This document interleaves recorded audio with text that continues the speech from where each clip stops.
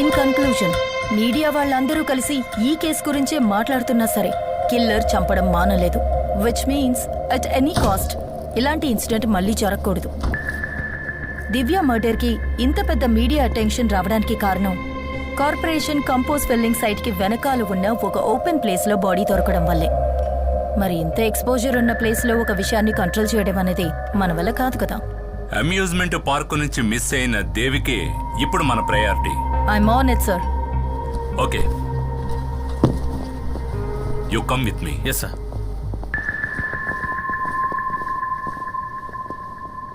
ఎనిమిది గంటలకి రావాలని స్పెసిఫిక్ గా చెప్పాను కదా. అది కాదు, అదెలా? మేడం మీరు చెప్పినట్టు ఆ కార్పొరేషన్ రీపుల్లింగ్ సైట్కి వెనకాలే ఈ సైట్లోనే ఈ బాడీ దొరికింది. బాడీని డంప్ చేయడానికి ఇంతకంటే పర్ఫెక్ట్ అయిన స్పాట్ ఆ కంపోజ్ బిట్ కదా. మరి కిల్లర్ ఎందుకు దాన్ని యూజ్ చేసుకోలేదు? బాడీ దొరికిన స్పాట్ ఆ కంపోజ్ బిట్ కి మధ్యలో ఉన్న ఒక కాంక్రీట్ వాల్ దగ్గర ఇంచుమించు 5 feet హైట్ ఉంటుంది, అవునా? అంటే సపోజ్ 5 feet హైట్ ఉన్న ఈ గోడకి అవతల వైపు దివ్య బాడీని పడేయడానికి ఫిజికల్లీ కిల్లర్ వల్ల కాలేదంటే ఇక్కడే థింక్ చేయాలి. దివ్య డాన్స్ క్లాస్లో ఉన్న తోటి students, water theme park security, ఇంతకు ముందు కేసు సంబంధించిన సాక్షులు కూడా ఆ ఇన్సిడెంట్ జరిగేటప్పుడు ఆ ప్లేస్లో అనుమానించే విధంగా ఎవ్వరూ మాకు కనపడలేదని చాలా ఖచ్చితంగా మనకు చెప్పడం జరిగింది. అయినా కిల్లర్ అనుకునేది చేశాడు. హౌ?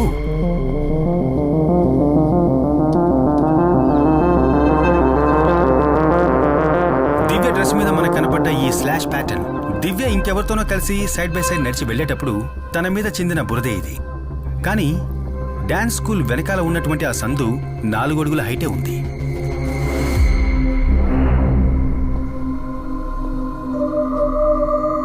ఈ లెక్కన చూస్తే 4 అడుగులు మాత్రమే ఉన్న ఆ నేరో ప్యాసేజ్లో నడవగలిగిన 5 అడుగుల హైట్ ఉన్న గోడకి అవతల వైపు బాడీని పడేయలేని పిల్లల మధ్యలో మనం గమనించని ఒక వ్యక్తే మనం వెతుకుతున్న హంతకుడు.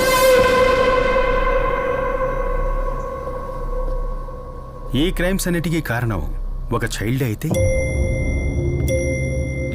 Look Sam, I've told you this before. Government ఇచ్చే సాలరీకి మెడికో లీగల్ ఒపీనియన్ ఇచ్చే పని మాత్రం చేస్తే చాలు. ఇన్వెస్టిగేషన్ చేసి కేసు క్లోజ్ చేయడానికి క్వాలిఫైడ్ ఆఫీసర్స్ ఉన్నారు. హాలీవుడ్ సినిమాలు చూసి ఇండియాలో కేసు ఇన్వెస్టిగేట్ చేయకూడదు. మేడం, అమర్జిత్ సదా గురించి మీరు ఎప్పుడైనా విన్నారా? ఈ సీరియల్ కిల్లింగ్ ఒక చిన్నపిల్లాడు చేస్తుంటాడని మనం ఎప్పటికీ ఊహించలేం. కానీ నేరాలు చేయడానికి ఏజ్కి సంబంధమే లేదు.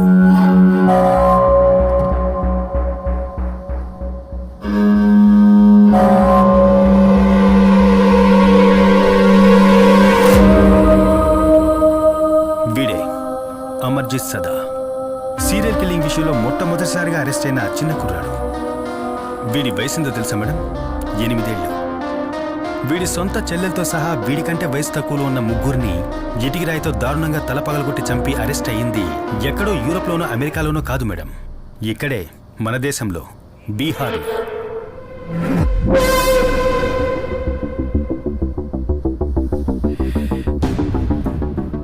వీడు మాత్రమే కాదు, మేరీ బెల్, రాబర్ట్ థామ్సన్ లాంటి 10-12 ఏళ్ల వయసున్న సీరియల్ కిల్లర్స్ లోకంలో ఎన్నో చోట్ల జైల్లో మగ్గిపోతున్నారు. దీనివల్ల చిన్నపిల్లలు కూడా క్రైమ్ చేయడానికి అర్హులే అని అర్థమవుతుంది. అందుకేగా మేడం మనకొక జునైడ్ సిస్టమ్.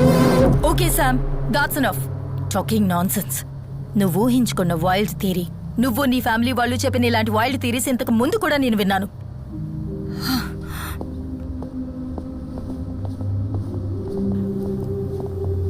మీ మధ్య ఇంతకుముందే పరిచయం ఉందా? చిన్న బంధం కూడా ఉంది. అకాడమీ నుంచి పాస్అవుట్ అయిన తర్వాతనే మా అన్నయ్యకి రితికాకి మ్యారేజ్ జరిగింది. రితికాకి తన జాబ్ మీద ఉన్న ఎక్కువ ఇంట్రెస్ట్ తప్ప వాళ్ళిద్దరి మధ్య ఎలాంటి గొడవ లేదు. వారిద్దరికీ నైనా కాకుండా ఇంకో బిడ్డ కూడా ఉంది. రితికాకున్న కేర్లెస్ వల్ల ఆ బిడ్డ చనిపోయింది.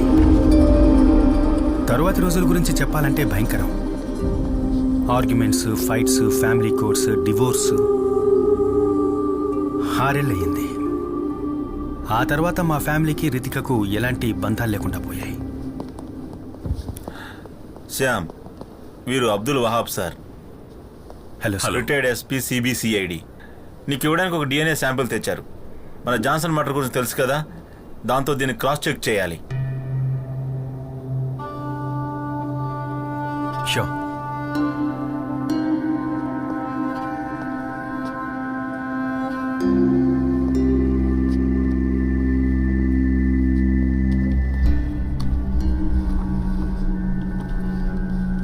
సార్, ఇది ఎవరి డిఎన్ఏ సార్?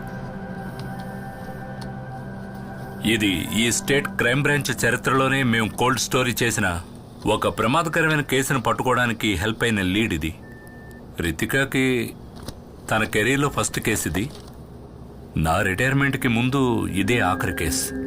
2010 మొదట్లో మన సిటీ అవుట్స్కట్స్లో ఉన్న బర్మా కాలనీలో 8-11 ఏళ్ల మధ్యలో ఉన్న పిల్లలు కిడ్నాప్ చేయబడ్డారు. ఆ తర్వాత వాళ్ళ డెడ్ బాడీసే దొరికాయి. ఆ విక్టిమ్స్ బాడీ మీద ఉన్న గాయాలను చూసి కిల్లర్ మోడ్ ఆఫ్ ఆపరేషన్ అవన్నీ కలిపి ఆ కిల్లర్ తాలూకు విక్టిమ్ ప్యాటర్న్ మేము తయారు చేశాం. అది బేస్ చేసుకుని ఈ కిల్లర్ నెక్స్ట్ ఏరియాని ఎప్పుడు అప్డేట్ చేస్తాడనే ఒక టైం ఫ్రేమ్ ని మేము పిన్ పాయింట్ చేశాం. ఈ బర్మా కాలనీకి వెళ్లే రోడ్లన్నీ మూసేసి మేము చేసిన వైట్ సెర్చ్ లో అక్కడ ఒక రోడ్ సైడ్ లో పార్క్ చేసిన స్కూల్ వ్యాన్ నుంచి డ్రగ్స్ ఇంజెక్ట్ చేయడం వల్ల స్పృహ తప్పిన ఒక పాప దొరికింది. ఆ తర్వాత కొన్ని రోజులకే ఆ స్కూల్ వ్యాన్ డ్రైవర్ అరెస్ట్ చేయబడ్డాడు. ఇతనే ఆ driver.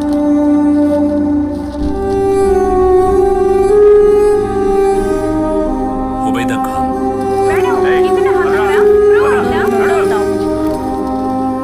Burma colony serial killer arrest అయిన వార్త పేపర్స్లోనూ ఛానల్స్లోనూ బాగా పాపులర్ అయింది.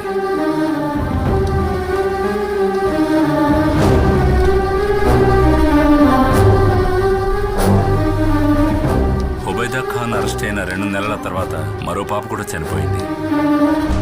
ఆ కిల్లర్ ఎవరో ఇంతవరకు కనిపెట్టలేకపోయాం.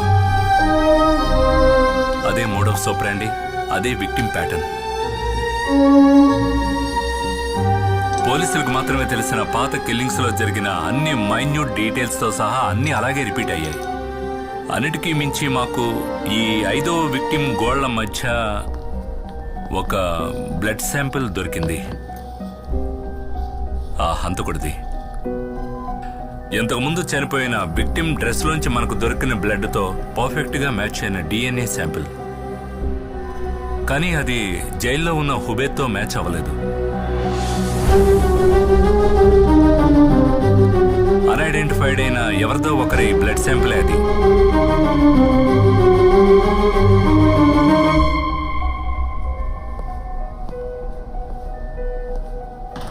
Okay madam.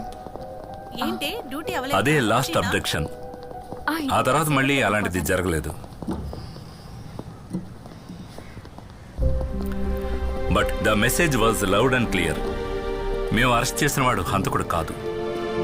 డిపార్ట్మెంట్కి అంతుపట్టని ఆ కిల్లర్ డిఎన్ఏ ప్రొఫైల్ ఇప్పుడు నా దగ్గర ఉంది. I have run hundreds of DNA test. కానీ మన చట్టానికి ధర్మానికి బయట ఆ హంతకుడు ఇంకా బతికే ఉన్నాడు.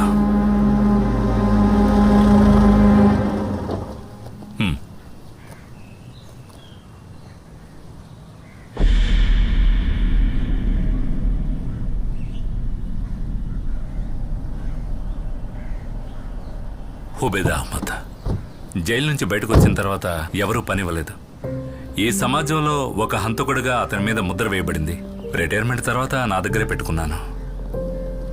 ఈ సంఘటనలన్నీ మా ఇద్దరిని కలిపేశాం.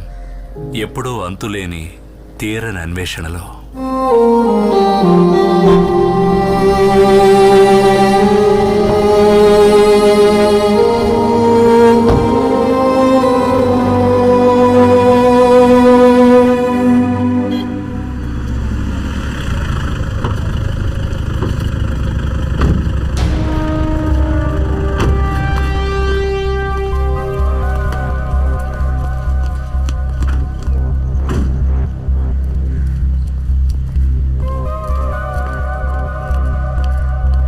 పార్టీకి సంబంధించిన కార్యకర్త వీళ్ళ ఆపోజిట్ పార్టీ వాళ్ళు అక్కడ ఒక కర్ర పాతి దానికి జెండా ఎగరేశారు. ఎవరో లేని టైం చూసి దాన్ని చించడానికి పైకెక్కాడు. అప్పుడు ఇతను ఒక సంఘటన చూశాడు మేడం. వినోద్, నువ్వేం చూసావో మేడంతో చెప్పు.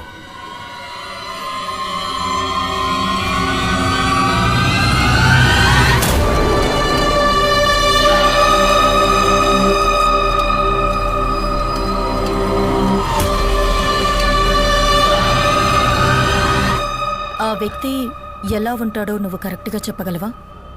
మేడం, ఆ సంఘటన రాత్రి జరిగినా కూడా ఆ మొహాన్ని క్లియర్గా చూశాను మేడం. కానీ అతను అంత పెద్ద మనిషి ఏం కాదు. అతను ఒక 10-11 ఏళ్ళలో ఉన్న చిన్న కుర్రాడు మేడం.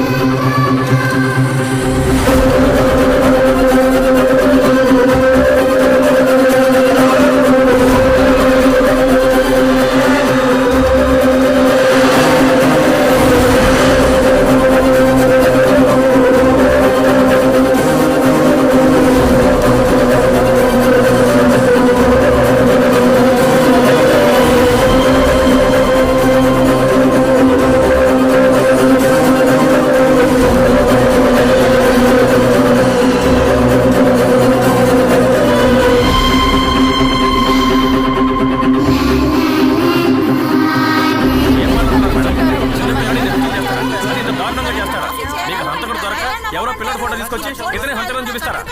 ఏంటి మేడం ఇది? ఈ ఫోటోలో ఉన్న అబ్బాయిని మీరు ఎక్కడ చూసినా మా పోలీస్ హెల్ప్ లైన్ నంబర్కి కాల్ చేయండి.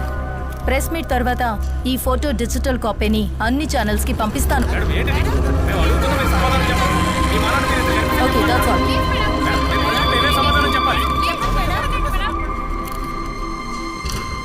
థ్యాంక్స్ డానో. ఆ కేసు ఇట్స్ ఓవర్. మురళి, ఈ ఫోటోని వెంటనే సర్క్యులేట్ చేయాలి. అన్ని ఛానల్స్ కి పంపండి. ఓకే. సోషల్ మీడియా కూడా పంపించేద్దాం మేడం. యా. శామ్, ఆ రోజు నీతో హార్ష్గా మాట్లాడాను, కానీ నువ్వు ఊహించిన వైల్డ్ థియరీ ఈ కేసుకి పెద్ద లీడ్ అయింది. And that credit belongs to you.